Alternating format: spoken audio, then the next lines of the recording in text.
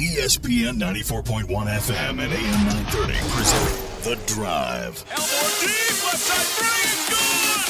From 30 feet, John Elmore! The Drive with Paul Swann. Good afternoon. It is the 8th of May, 2018. Bill Cornwell in for Paul Swann on this Tuesday. A lot on the plate this afternoon here on the Drive. And first off, we're going to, as we go on through the show this afternoon, we're going to check in on Marshall baseball, the Herd baseball team in action as we speak down in Charleston against an old Southern Conference rival. Of course, that is the Buccaneers of East Tennessee State University. Herd coming off of a split of a two-game series with Old Dominion over the weekend. Of course, it was supposed to have been a three-game series, but the rain put a kibosh to that. They only got the two games in on Friday, and Marshall split that doubleheader with the Old Dominion Monarchs. So Marshall playing tonight down at Appalachian Power Park in Charleston. Now, this was originally a 7:30 game, and it was to be on national TV on the BN Network. And for some reason, those plans fell through. Marshall made a week ago now and said, well, we're going to be on national TV against East Tennessee State from Charleston. Well, that's not the case. And so the Herd moved the game from 7:30 to 5, and are playing right now against the Buccaneers. And, of course, Marshall's trying to find some way to get into the Conference USA tournament. Only the top 8 teams make the tournament. And right now the odds are against the Herd after kind of a rough year for Coach Jeff Wagner and the Thundering Herd. But we'll kind of catch up with them and see what the scores are like down there a little later. Also, a little later in the program, we're going to talk a little bit about Marshall softball. Of course, we had Coach Jen Steele of Marshall's softball team on yesterday afternoon. They are getting ready to play in the Conference USA tournament tomorrow. They're playing at noon against the Western Kentucky Hilltoppers. And Marshall's the 5th seed, and the Hilltoppers are the 8th seed. And what is really critical about this game, this is not a double elimination format on Wednesday. You lose tomorrow, you are out of the tournament. You are done for the year. So Marshall needs to win, and if they would win, they would be playing about this time tomorrow against the Louisiana Tech Lady Texters. That would be another single elimination matchup. If they do survive, if they can get 2 wins tomorrow, they would move on to the double elimination portion of the tournament. And we kind of made the point yesterday that the way that Conference USA has set up this softball tournament is to protect the number 1 and the number 2 seeds. But we'll get into that later. In particular, there were some honors handed out today for Conference USA softball, and Marshall players were among those getting all conference and other honors, and one Marshall individual got a big-time honor as freshman of the year, but we'll get that a little bit later on. A few minutes from now, we'll catch up with Matt Gajka from Pittsburgh Hockey News. We'll talk about the update on the Stanley Cup playoffs. Of course, last night, if you're a Penguins fan, it was not a happy night. The Penguins season comes to an end in overtime. Washington knocked them out. And, of course, Washington has had a tough history over the years coming into last night in elimination games, potential elimination games. Washington and Pittsburgh. Washington was 1-9. Well, now they're 2-9 as they end the season for the 2-time defending Stanley Cup champion Pittsburgh Penguins. And they go on and they will be facing the Tampa Bay Lightning in the Eastern Conference Finals in the Stanley Cup playoffs. We'll talk with Matt a little bit later about all what's going on with Stanley Cup. Let's talk a little bit about sports news. First off, one baseball game this afternoon. The St. Louis Cardinals and the Minnesota Twins played, and it was the Twins getting the best of the Cardinals by a score of 7-1. Well, tonight, a little later on here on the ESPN 94.1 AM 930, we will have all the action as the Pittsburgh Pirates, coming off an off day, will be taking on the White Sox in Chicago. First pitch time is 8:10 And the Buccos certainly have been playing well, coming off a big win over the Brewers on Sunday. Elsewhere, the Reds and the Mets play tonight at Great American Ballpark at 7:10. It'll be Jason Vargas for the Mets, Luis Castillo on the mound for Cincinnati. Of course, last night, former Red Jay Bruce had a home run against Cincinnati, and I will guarantee you there were calls of Bruce going up from the stands there at Great American Ballpark last night. Also tonight, Cleveland Indians will be in Milwaukee to take on the Brewers, 7:40, and you like the chances of the Indians tonight because the stopper himself, Corey Kluber, will be on the mound this evening against Wade Miley for the Milwaukee Brewers. Of course, last night was a good night for the Cavaliers. Cleveland Cavaliers got the brooms out in Cleveland last night, and they finished the sweep of the Toronto Raptors. And that one surprised me, kind of shocked me. Really expected Toronto to be a little more competitive in that series, but they were not. And they lose last night to the Cavaliers by a score of 128-93. So the Cavaliers are waiting for either Philadelphia or Boston to decide who's going to win that other series in the Eastern Conference playoffs. And the Cavaliers will be going for yet another Eastern Conference title in the NBA playoffs. 128-93 was the win last night. A little bit of controversy last night with the Cavaliers. One of the guys off the bench, Rodney Hood, apologizing today to General Manager Kobe Altman for declining to enter that win last night. Hood said he feels awful, planning to apologize to his teammates and coaching staff in person as soon as they get back together after a couple of days off following the sweep of the Raptors. Apparently, Rodney Hood has not been happy about his lack of playing time. Hood was acquired from the Utah Jazz in February when the Cavaliers revamped their roster with a series of trades, but Hood has not been a guy who's been a key part of their plans, we might say. So he just decided he just was not going to go into the game last night when Coach Tyronn Lue asked him to go in. And that is certainly not something that you want to see a guy kind of buck up and say, I'm just not going to do it.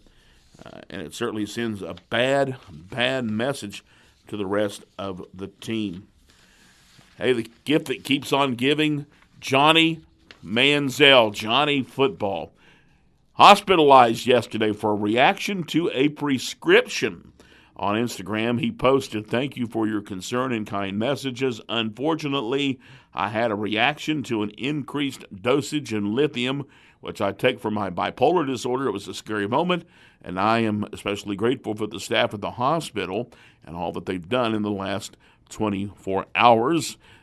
Reports say that he is fine. He was hospitalized in Humble, Texas last night.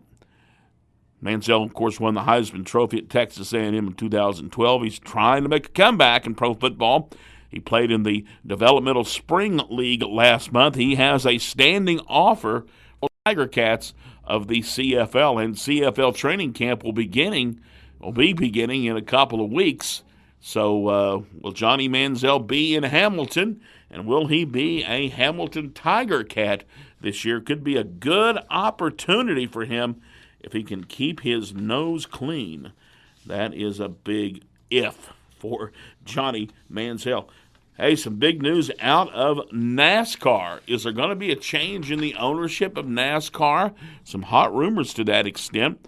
NASCAR President Brent Dewar telling employees that the France family, the folks who started NASCAR, remains dedicated to the long-term growth of the sport. The memo was sent to employees today, one day after a media report said the France family was exploring the sale of its stake in NASCAR.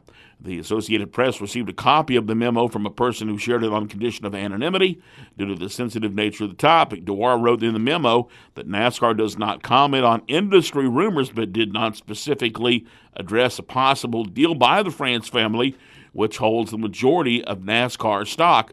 NASCAR struggled with recent ratings and attendance declines, and several big-name sponsors have scaled back or pulled out. And NASCAR had no comment on the memo when they were contacted by ESPN yesterday.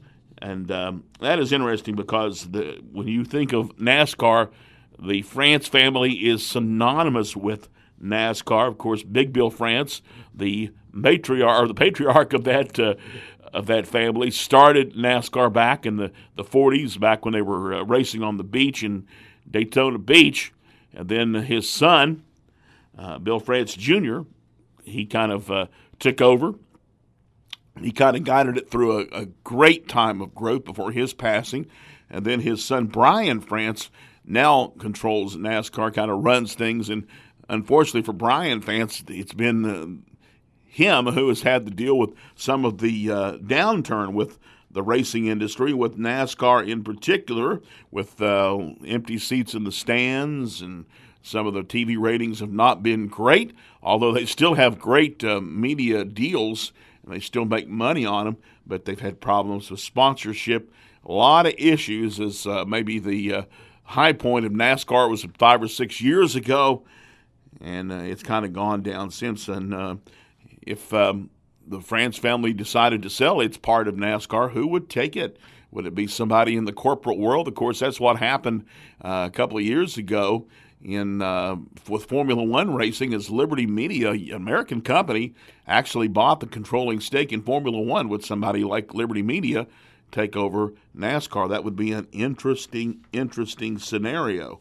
Those are some of the things going on in the sports world right now. Time for our first break. We're going to come back and we're going to talk hockey. We're going to talk the Stanley Cup playoffs with Matt Gajka. You're listening to The Ride on ESPN 94.1 and AM 930. You're listening to The Drive with Paul Swann on ESPN 94.1 FM and AM 930. It is 5:21 here on The Drive on the 8th day of May 2018. Time to talk a little hockey.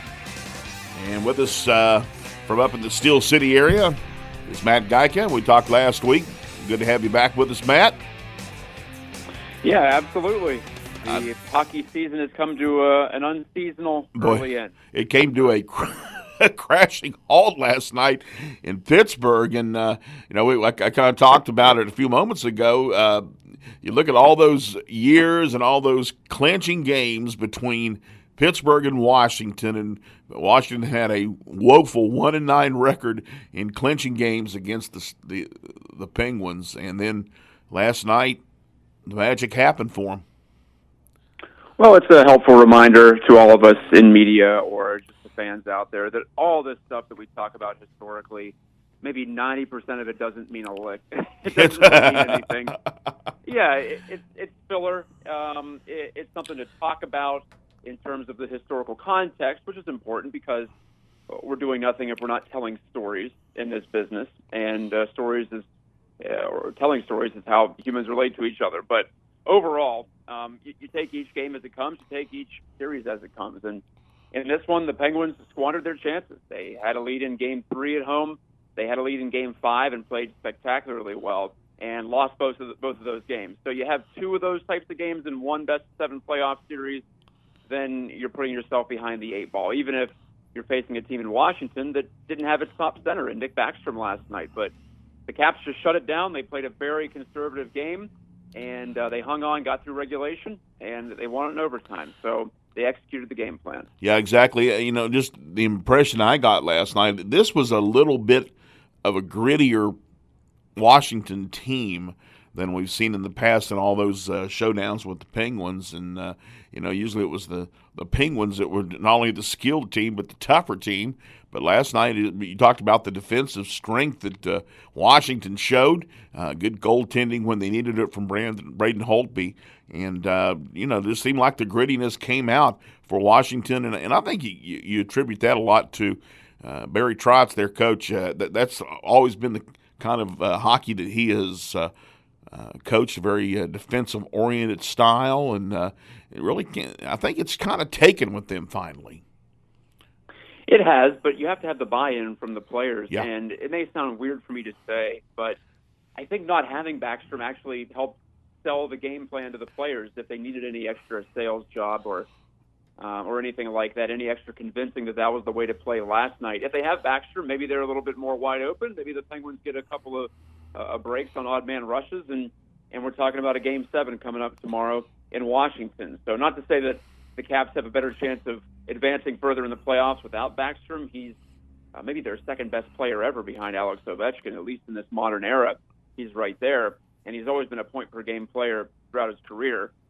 But in the situation that they were in last night, perhaps that just got their attention a little bit more, and it worked out for them. Well, as far as the situation for the Penguins, Matt, July 1st and free agent time in the NHL will be here before you know it. And over the next couple of months, a little less than 2 months, got to be some big-time decisions got to be made in the front office there for Pittsburgh, as far as folks that are up on contracts. Do they make a little bit of a splash in free agency? Big decisions. Yeah, there are. It won't be as much of an upheaval as last season was, where they lost 5 or 6 veterans of their teams. Mm-hmm. Almost all the important players are locked up. They got Patrick Hornqvist signed, which was the big thing that I thought was going to dominate this offseason, but they took care of that right after the trade deadline back in late February. So they have him signed for the next 5 seasons. The one thing that's interesting to me is Riley Sheahan, who I thought really gave the Penguins reason to commit to long-term. He's a restricted free agent, so the Penguins will have the right of first refusal there.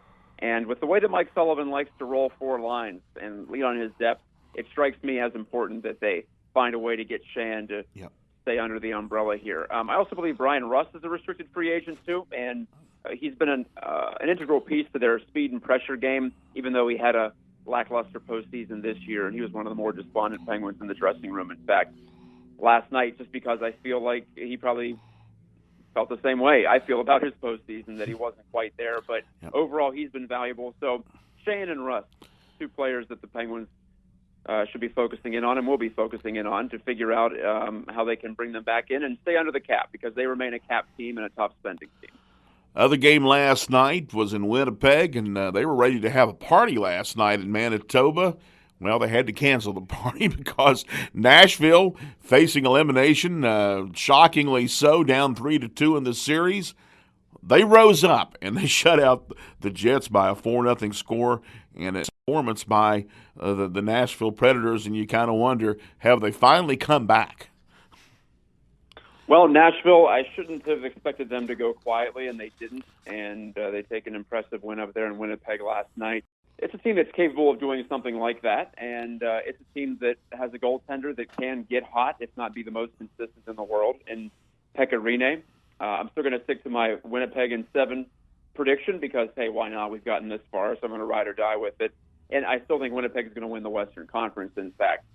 No offense to Vegas, but whoever wins this series will win the Western Conference and will give a serious run to the Stanley Cup. This might be the best series we see in terms of strength on strength, though, in the entire postseason, just because of where these teams finish in the standings and how they're so well-rounded. So, yeah, tomorrow is a get-your-popcorn-ready type of night in the NHL. We have 1 Game 7 out of 4 second-round series. I thought we'd see at least 2, but we'll enjoy this one. At least we should. This, like I was saying, this is high-caliber hockey here.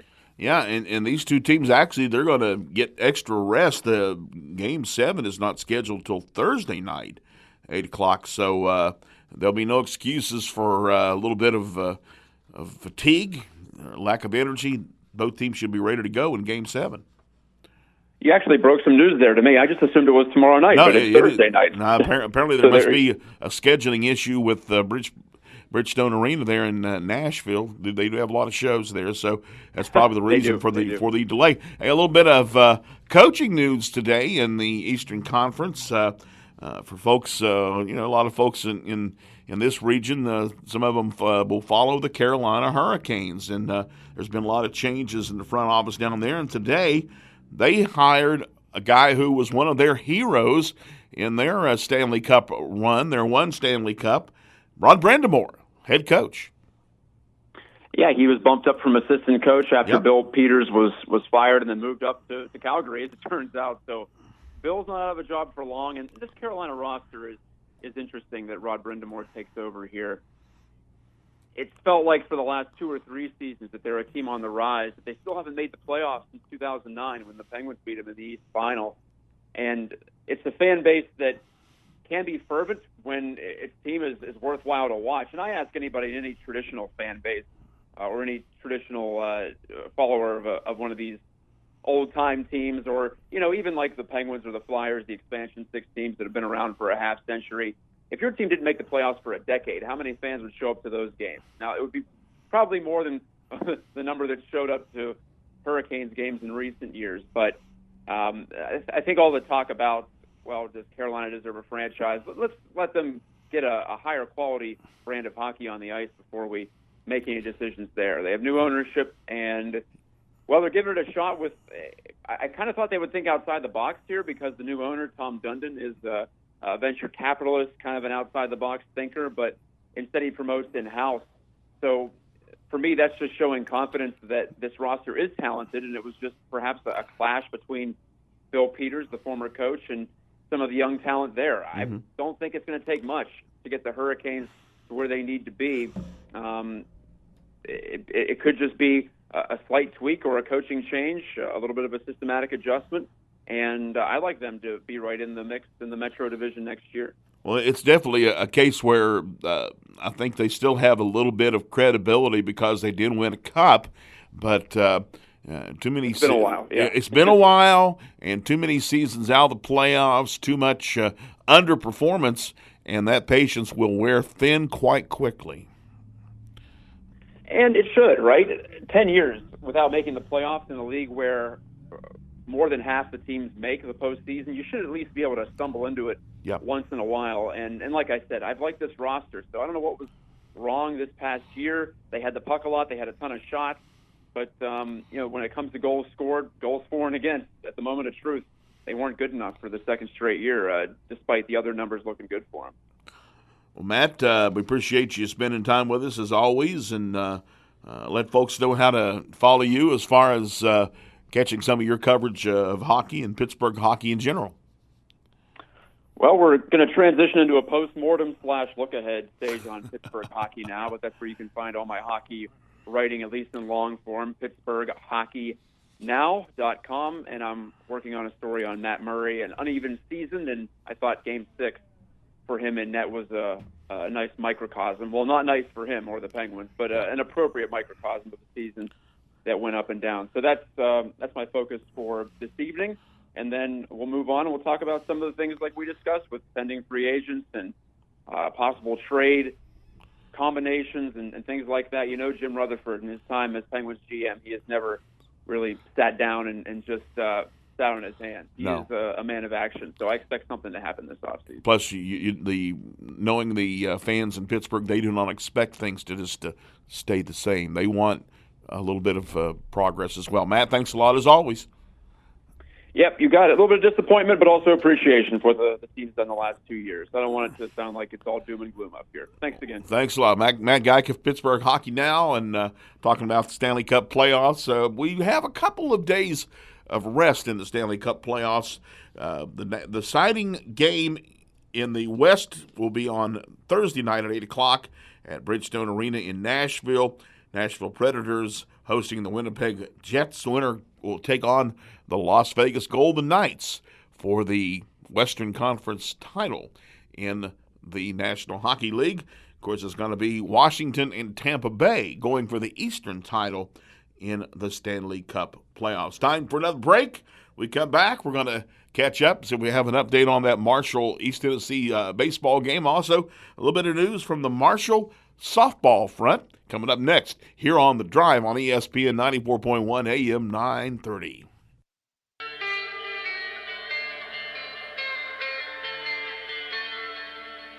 Now, back to The Drive with Paul Swann on ESPN 94.1 FM and AM 930. Good afternoon, Bill Cornwell, and for Paul Swann here on The Drive, about 20 minutes before top of the hour, 6 o'clock,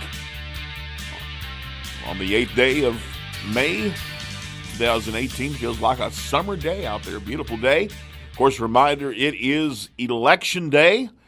Primary election day in both West Virginia and Ohio. And if you're going to take part in the voting, you have less than 2 hours to do it. Polls will be closing in Ohio and in West Virginia this evening at 7:30. And, of course, for you Kentuckians, you got 2 weeks to wait. And they'll have the primary in Kentucky on the 22nd of this month, and that means you'll have 2 more weeks of driving by those tons of signs. If you're over the Ashland area, you know what I'm talking about. There are political signs everywhere, tons of them, and a lot of folks running for various offices in Boyd County, and they have got the signage out there. The sign companies are doing well in Boyd County and in Northeast Kentucky this year. Hey, check on the baseball game up in Charleston. Marshall doing battle this afternoon with the East Tennessee State Buccaneers. Final game of the season for the Herd in Charleston.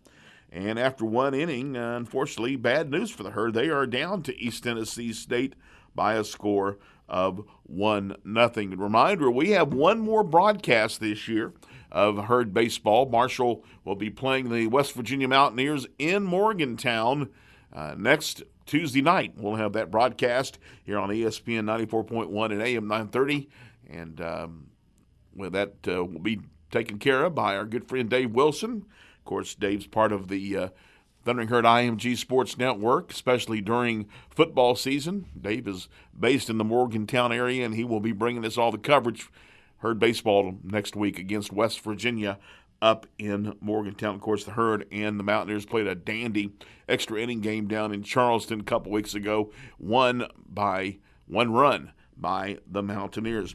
Well, some good news this afternoon for the Marshall softball team. The Conference USA folks handed out their honors, individual, team honors, and Player of the Year and such as that. Of course, the Conference USA softball tournament beginning tomorrow midday in Charlotte. Marshall opens that conference tournament against the Western Kentucky Hilltoppers, the Herd number 5 seed. Hilltoppers the number 8 seed. As far as earlier games this year, Hilltoppers and the Herd played in one series, and Western actually beat Marshall 2 out of 3, but it's the Herd who is the higher-seeded team in the tournament. But you got to win to stay alive tomorrow because these are all single-elimination games tomorrow. If you make it to Thursday, those are double elimination games. But as far as individual honors, Marshall softball featured 4 players named All-Conference USA selections, and freshman Allie Harrell was named the Conference USA Freshman of the Year. Harrell also garnered first team and all freshman team honors. Senior Taylor McCord, Herd catcher, named first team all-conference for the 3rd straight season. Seniors Alicia DeRazio, of course, a terror on the base paths. Also Jordan Cauliflower, both named second team all-conference. It was the 3rd all-conference honor for DeRazio and the 1st for Cauliflower. Now, Allie Harrell has had an outstanding freshman year. 10 home runs, 40 RBIs, a .685 slugging percentage, a .473 on-base percentage, walked 23 times, and her 10 home runs ties a program record for freshmen. And she set a team mark drawing a walk in 8 straight games this season as well. She is the 2nd Conference USA Freshman of the Year for the Herd, as Alicia DeRazio was Freshman of the Year in 2015. So, again, you got 2 first-team all-conference players, 2 second-team all-conference players for Marshall. The Player of the Year for Conference USA softball was Morgan Tricoli of Louisiana Tech. Pitcher of the Year, Presley Galloway of Louisiana Tech. The Newcomer of the Year was North Texas Katie Clark, as we mentioned. Marshall's Allie Harrell was the Freshman of the Year, and the Coach of the Year in Conference USA was Florida Atlantic's Joan Joyce. But the Herd does come away with some good honors in Conference USA softball. And again, tomorrow they must do battle with Western Kentucky, and they got to win. You lose, you're done. And if Marshall does win, they will play again at 5 o'clock against the Lady Texters of Louisiana Tech. And the winner of that game will advance to the double elimination round coming up on Thursday down at the Charlotte, at the university down there at Charlotte. They got nice facilities down there, and no doubt they will be good facilities. They've hosted softball championships, Conference USA softball championships before. They've hosted soccer championships before. Good facilities and just a great place down there at Charlotte, and no doubt be a good place. And, of course, could be some Marshall fans down there. You got a lot of Herd alumni down there, and it's not a difficult drive if you're a Herd fan and wanted to go down and catch the tournament. So good luck to Jen Steele and the Marshall team. We really didn't have a chance to talk much about it, but I might be giving you some preliminary word. But they've had conference meetings in Conference USA, and, of course, in the spring meetings, they decide where championships are going to be held in the upcoming school year. And there's some good news on the Marshall front. Of course, a couple of years ago, Marshall hosted the soccer championships at the new complex down on 5th Avenue at 26th Street. Well, this year Marshall is slated to host the volleyball championships in the Henderson Center. Of course, improvements to the Henderson Center, including that new $1 million video board. Well, it'll be in good use because come November, early November, Marshall and Conference USA will be hosting of the Conference USA volleyball championships at the Henderson Center.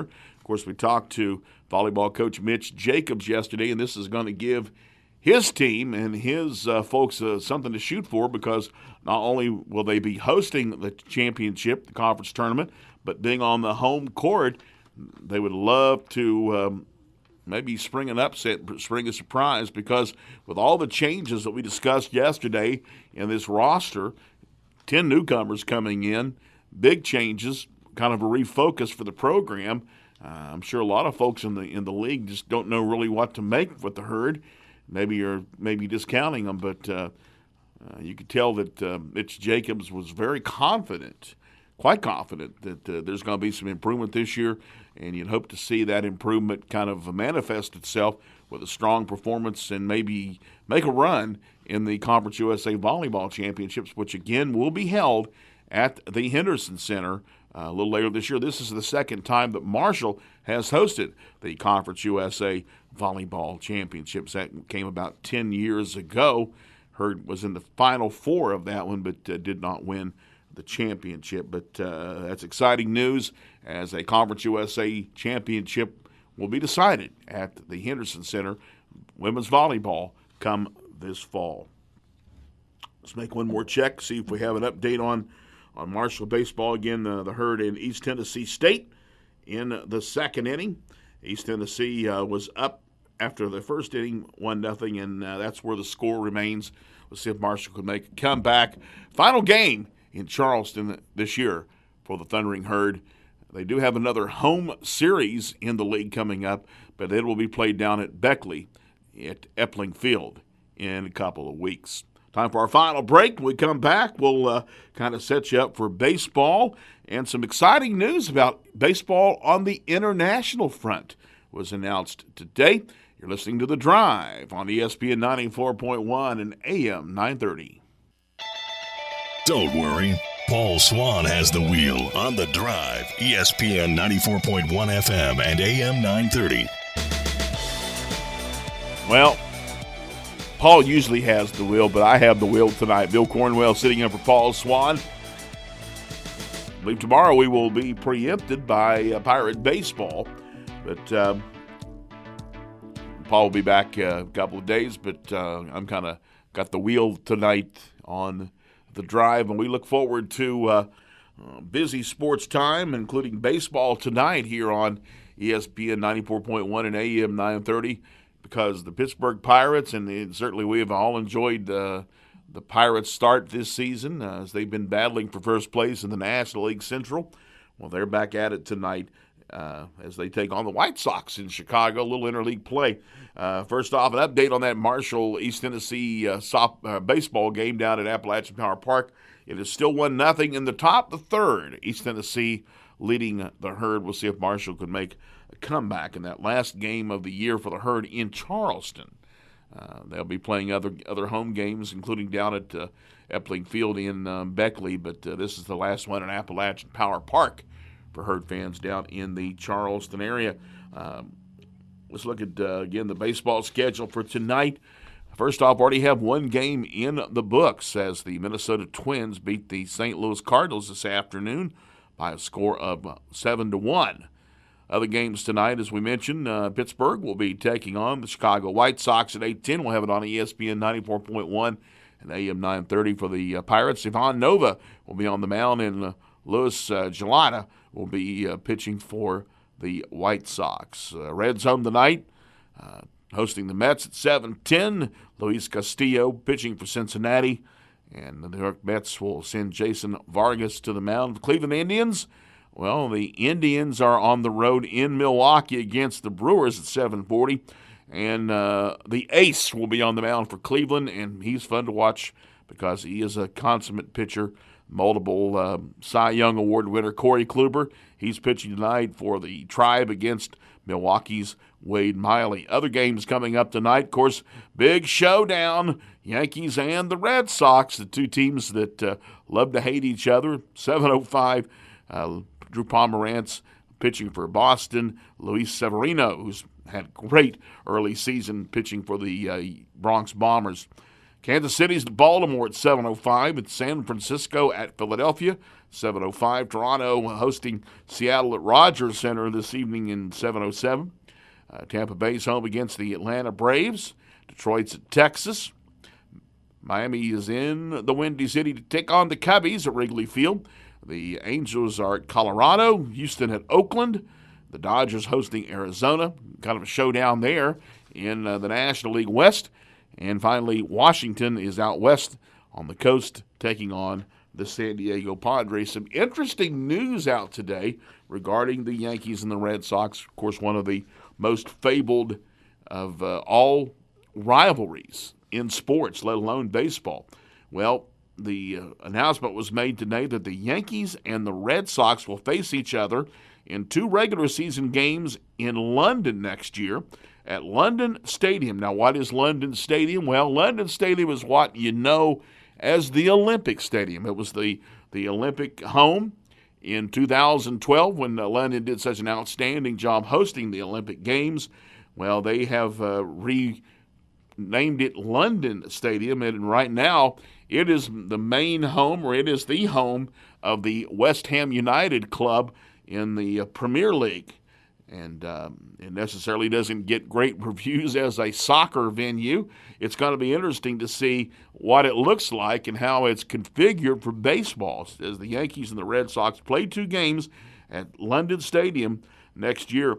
Major League Baseball Commissioner Rob Manfred said, "We're bringing you one of the best rivalries in baseball, bringing it to London.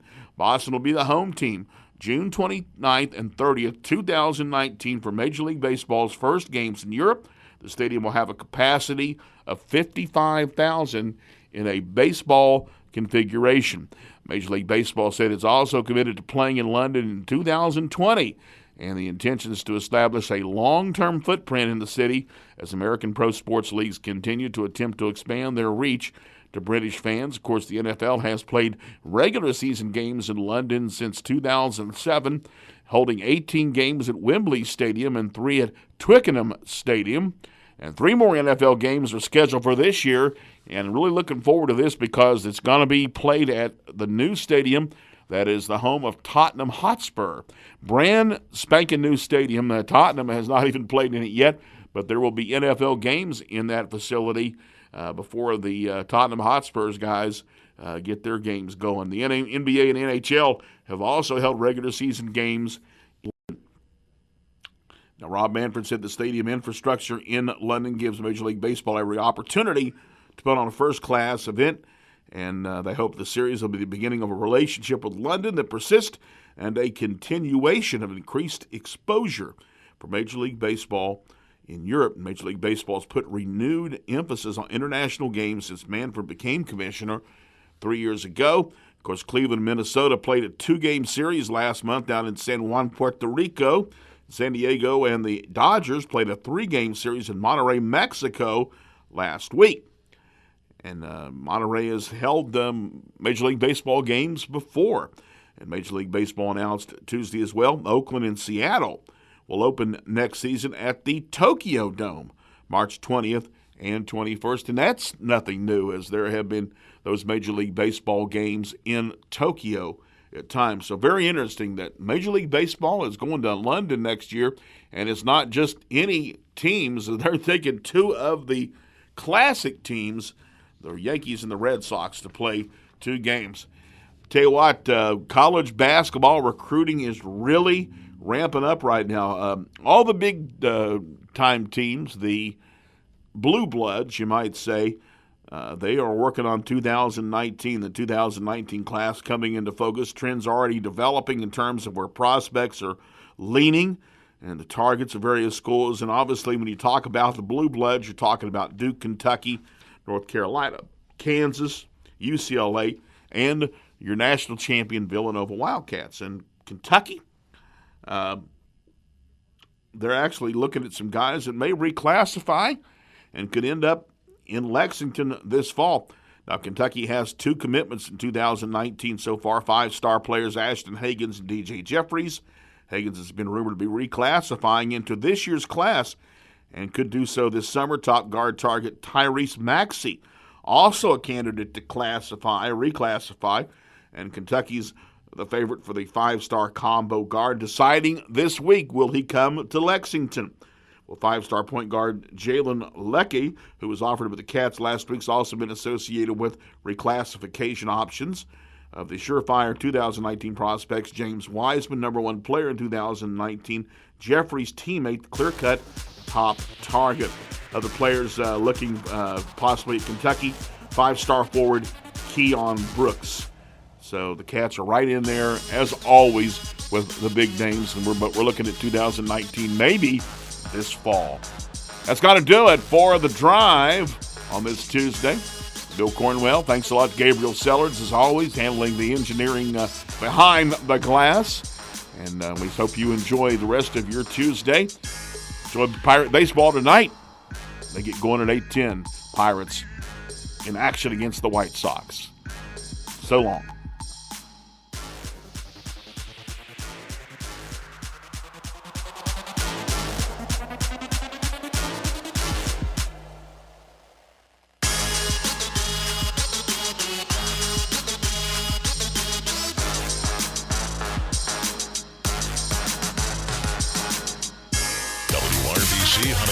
W227BS Huntington, ESPN 94.1 FM and AM 930. Huntington Sports Station.